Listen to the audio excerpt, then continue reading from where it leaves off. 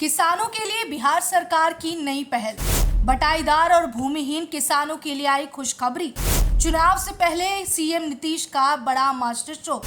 चमकेगी 1.3 करोड़ भूमिहीन परिवारों की किस्मत।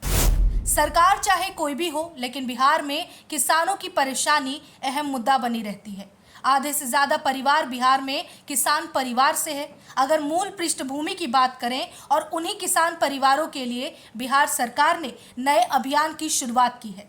इस अभियान को नीतीश कुमार का किसान वोटर्स को अपने तरफ करने का मास्टर स्ट्रोक बताया जा रहा है, लेकिन इससे वाकई किसान भाइयों को काफी फायदा पहुंचेगा। इस ऐलान से समीकरण में क्या बदलाव आएगा, उस पर भी बात करेंगे।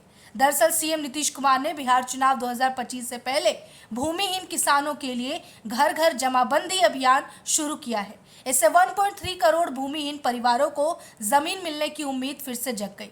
बिहार चुनाव 2025 से पहले मुख्यमंत्री नीतीश कुमार ने एक और सियासी दांव खेला है। इस मास्टर स्ट्रोक से भूमिहीन और बटाईदार किसानों का बम होने वाला है। इसके साथ ही नीतीश सरकार ने भूमि संबंधी मामलों को सुलझाने और शिकायतों के निपटारे के लिए घर घर जमाबंदी अभियान की शुरुआत की है।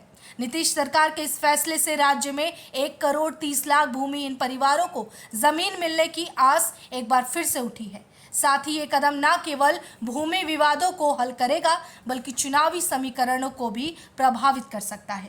पूरे राज्य में 16 अगस्त से 20 सितंबर तक विशेष राजस्व महाअभियान की शुरुआत होगी। इस अभियान के अंतर्गत डिजिटलाइज जमाबंदियों की त्रुटियों में सुधार, छूटी हुई जमाबंदियों को ऑनलाइन करने, उत्तराधिकारी नामांतरण और संयुक्त संपत्तियों के बंटवारा नामांतरण के लिए आवेदन लिए जाएंगे।